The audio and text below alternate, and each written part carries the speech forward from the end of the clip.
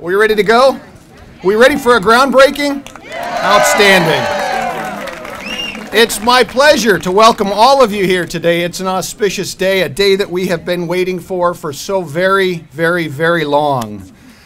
I heard just a few minutes ago that within a week or so, maybe as soon as Monday, you'll all be standing in what will be a gigantic hole in the ground. We began in 2007 working on a master plan. Through the support and vision of our Board of Trustees, we developed and worked on a 3-phase master plan. And I'm very, very pleased to tell you that we're most of the way through that plan. The first project that was finished was the diesel addition to the Tony Knoll Center. Within a couple of weeks, we'll open the doors to our Applied Technology Center and our Fitness Center, which is attached to the Donald Dodds Athletic Center. Very excited about those projects. So if you're not doing anything in a couple of weeks, we'll invite you back for ribbon cuttings for those buildings. You may know that our enrollment is growing tremendously. And all along the way, we've remodeled, renovated this fine campus, all new roofs, lights, painting, carpeting, signage is going in today, and the list continues. But the hallmark, the focal point of our campus master plan is and has always been the Student Services Center. A front door, a visual representation to the entrance of our campus, a thoughtful and coordinated starting place for all of our students. It will be a masterpiece. And when it's completed, especially at night, I think you'll agree with me when you see it, it will be a shining beacon in West Champaign.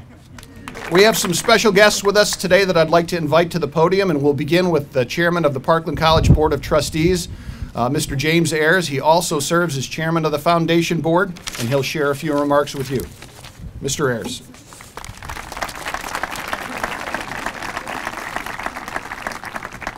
Welcome. It's been a long time in coming for this project, but when we get it finished, it will be truly a showcase for our community college. I'd like to introduce the Parkland Board of Trustees who are here today, and if you could hold your applause till all of them have been introduced, then we can recognize all of them.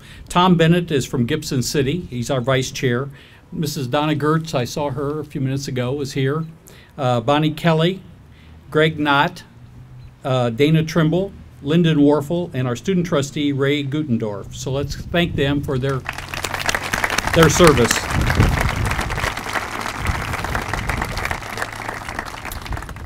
Well, you might have guessed that a number of people have been involved in the planning and design of this project, and I would be remiss if I didn't thank a special group of folks. Many of you are here today, and that is our student services directors and staff. If you're on the student services staff, please raise your hand. Let us give you a round of applause. These are the folks that did the hard work. They sat in all those meetings designing the space down to what seemed like, I'm sure, inches, picking out colors, deciding who was located next to whom and which hallway they were going to be in, and most importantly, who had the window. I think everybody gets a window in this building. There is one special person, though, that I'd like also to bring to the podium who has invested a significant amount of her life in the design of this building. And I think I saw Mickey here. He'll agree with us. There he is. He's agreeing. And that's Dr. Linda Moore, who's our Vice President for Student Services. Linda, absolutely.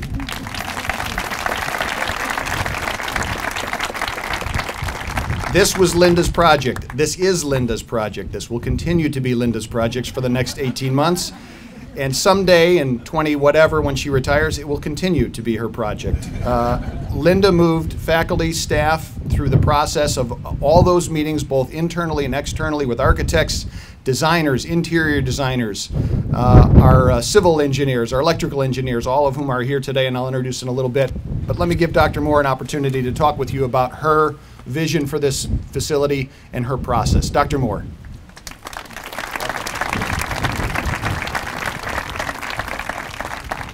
Do you ever have one of those days where you've smiled so much your face hurts? This is one of those.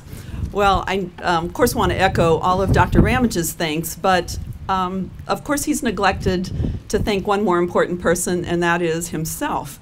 I think we all know that it was sort of the vision and the persistence and the optimism and the careful planning from both our president and our board of trustees that's brought us to this incredible event today. So thank you, Doctor.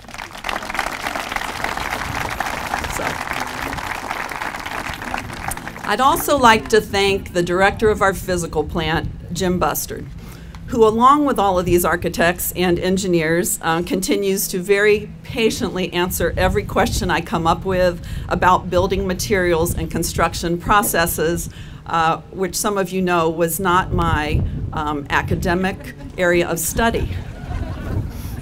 Anyway, we're also delighted that our Board of Trustees had the judgment and foresight to select the architectural firm of Perkins & Will, and I thank them for being here today too. In the spring of 2010, the creative talent at Perkins & Will began meeting with a team of Parkland people who would one day inhabit the new building. And they and we also met with our students, both some of our traditionally aged students and also our adult returning students. And through a number of discussions that were both in person and through video conferencing, questionnaires, phone calls, emails, Perkins & Will helped us identify our 5 key objectives for this building, no matter the size, shape, or design features.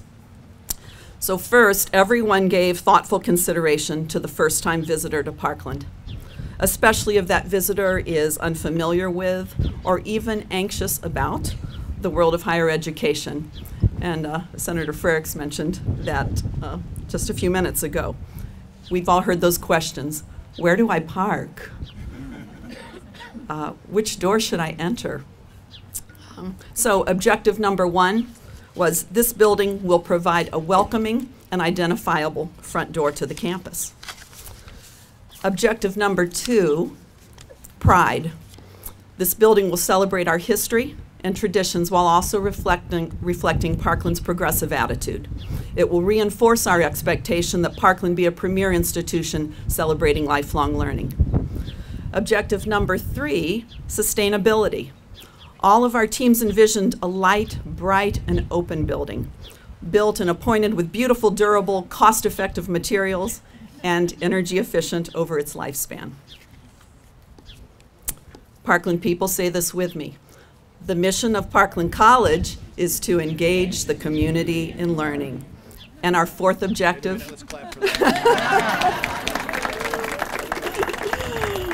our 4th objective is engagement. The building will provide an enriching and inviting environment that encourages student engagement and supports programming for new and continuing students. And objective number 5, flexibility. The technology and infrastructure needs of 2012 are different from those of 1973 when this original campus opened. And the needs of future students and employees will be different from those we see today. So our architects have helped us plan spaces that are adaptive and flexible, efficient and effective. As we see this building come out of the ground in the coming months, I think you'll see how these 5 objectives are manifested. In every meeting with each employee, in which we were challenged with nitty-gritty details, these objectives guided our decision-making. Now, most of you know that each wing or building at Parkland is identified by a letter of the alphabet. The new Student Services Center will be identified by the letter U. And I can think of several good reasons for this. One is that many other letters of the alphabet have already been taken. Okay. The second is that while we try to create student space wherever we can throughout our campus, this new building will be the closest thing we have to a student or campus union. So U. So not only will we locate services for students in proximity to each other on the 2nd floor of this building, but the 1st floor will provide space for student life and activities, the bookstore, and the main campus food service. And speaking of food service, in a few minutes you'll have the opportunity to appreciate the creations of our new campus food service provider, Food for Thought, which has catered today's event. So.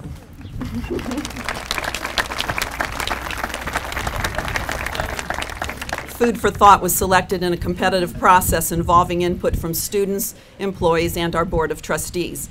And we're glad to welcome this Illinois-based company that shares Parkland's values of excellence and sustainability. Now back to that U on the building. There's one more justification for our new building being designated U, and I direct this to our students. Students, the building is about you. Every planning discussion always came back to what will make the most sense to our students and appeal to them. What will be most effective in supporting our students' development and success. So we thought it would be interesting to you to hear something about that from the student's perspective. So I'd like to introduce our next speaker, Tyler Cravens, who has served this past year as the president of Parkland Student Government. Tyler is from Monticello and has shown all of us this year what it means to be a collaborative, ethical, open-minded, thoughtful, dependable, witty, and visionary leader. Tyler has been a stellar student, is graduating from Parkland this May, and my understanding is that another institution of higher ed in town will benefit from his enrollment this fall.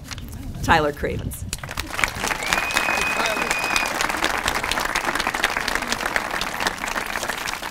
She might have went a little overboard there, but thank you, Dr. Moore. They told me that this new Student Service Center was going to blow us away, but I did not know they meant literally with today's wind. One of the two things